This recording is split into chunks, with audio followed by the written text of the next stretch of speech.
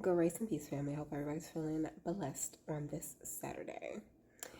All right, so in my free writes this morning, I found myself reflecting on the hardest people to detach from while on your spiritual journey. And it got really deep, you guys. So I hope you got a seat. I hope you got some coffee or something. Pull up a chair. We gonna talk, all right?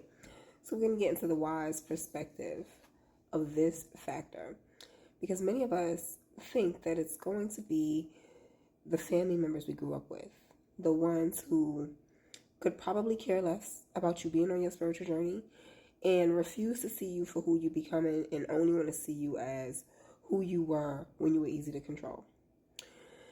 You'll think that it's going to be the people you knew 10 plus years, your friends, who when you start to initiate your change, they're going to look at you like this isn't who you are. And they'll try to plant seeds to take you off that path. It's not going to be that. The hardest people to detach from are going to be the ones you meet on the journey. The ones you know are headed in the same direction you're headed in. Those who also have added to your development in many ways, but you can't stay attached to because your rate of movement is going to be slowed substantially if you hold on to them too tightly. Not to mention, this is something that a lot of us don't understand, is that God does not want us holding on to anything and anyone with a firm grip instead of Him. He is the only thing, person, entity, any energy that you can hold on to is your higher power. Everything else is supposed to be allowed to flow around you. And that statement of, if you love it, let it go, and come back, then that is true. Because what is meant to be in your life will always float right back into it. So know that it's going to be easy to detach from what does not serve you.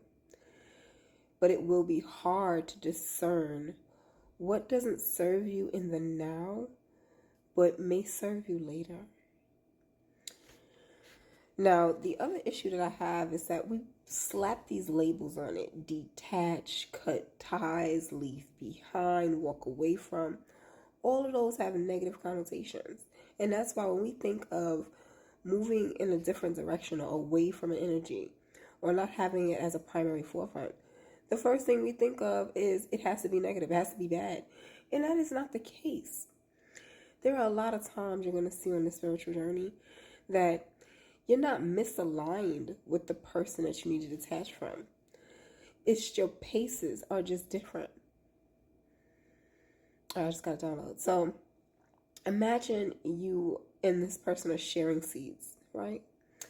They give you 3 seeds that you needed for your garden, and you give them 3 seeds that they needed for their garden. Now imagine you knew you needed those 3 seeds. So you got them, you germinated them bad boys, you planted them, you got them, they rooting, you ready, you moving. Now the 3 seeds you gave them, they didn't know that they fully needed them. So now they're looking at the seeds and not sure what to do with them, because they weren't like you. They didn't release enough space. They don't know where they need to plant them. They now need to do research on how to grow them because they weren't prepared for them. It's going to slow down the rate of their harvest for those 3 seeds that you gave them, where because you got your 3 seeds and you know exactly what to do with those 3, you took off. That's what it's like. You're going to meet so many souls who are going to teach you things on this path, and that you're going to teach them things on this path. And it doesn't matter where they are on the journey. They're meant to hold those soul fragments for you, so that when they come in contact with you, they're able to pass it on to you so that you can move with it. Now, you can't go back and germinate their seeds and get them ready and get them planted. You can't, because you got to work on your own garden. And for their harvest to come through, they got to work on their harvest, because when the next season comes, if you had to do all the work for them, they're not going to know what to do with it. You're going to be doing the work for them for the rest of their life because they never learned. Teach a man to fish, and he will eat free. He will eat forever. That type of business. So when it comes to holding on to those you love because you know that they're working, they're trying their best to get in there, but they're not quite there yet, we're still not allowed to. Now, you're allowed to give encouragement. You're allowed to be a supportive factor in that person's life, but still at a distance, because it can easily go from giving support to being codependent, and you've retrapped yourself all over again, or you slowed down their growth. Because that's the other thing. Yes, you're worried about your growth, but when you truly love somebody, you worry about their growth too. You know that they need to work on certain things, that they need to shed the things from their past, that they need to move away from old habits and old mind frames. And that it doesn't matter how much you tell them that they need to do it, they need to feel it, they need to go through it, they need to know. And sometimes your presence in their life allows them to hold on to those things because they got one firm comfort of knowing that you're there. And it's easy to work around, get into business instead of getting right to the work. So you're not going to have a hard time walking away from the people who are, we're just going to put this label on it, toxic or karmic. The ones who have those behaviors, because it's not the people. They just have those behaviors. You're not going to have a hard time walking away from that. You're going to have a hard time walking away from those who you know are not. Those who you know don't mean you ill. Those who you know in so many ways love you, but just can't fully love you because they still got work to do in that department. All right, I just got another download. So what I'm getting is a relay race with two people who have to hold hands and run a race.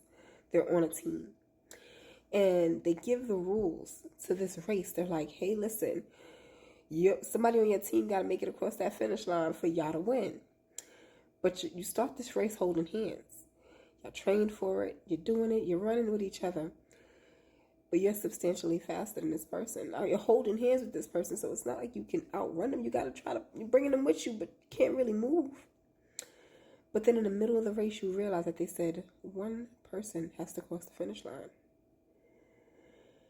And nobody else has realized that this is what the rules are, that you don't have to hold hands. It was never mandated for you to hold hands for you to get to the finish line. It was get to the finish line for your team. Now the decision is, do you let go of the hand of the person and say, I'll see you at the finish line? Or do you continue to hold yourself back and potentially not make it to the finish line with both of y'all? Thank you, Holy Spirit. That was a really good one. Holy Spirit be spiriting. You let the person go and you tell them you'll meet them at the finish line. And you take off for your team so that it is not only already secured for them, but because they see you get there, that's motivation. I'm getting a vision of other teammates training differently, deciding, hey, I'll carry you for half the race, and you'll carry me for half the race. Now, what happens if you carry that person for half the race and you wasted so much energy that by the time it's their turn to carry you, they prove that they can't carry you? But now you can't even carry yourself because you've wasted so much energy. You never make it. That's what happens when you latch on to someone. When you're trying to hold on to each other and trying to push each other to get to the end, and you don't make it. Or you hold on to that person, they won't allow you to leave, and you don't make it. This is why it's important for us to understand that your spiritual journey is for you. But through you, you encourage those you love to get there too.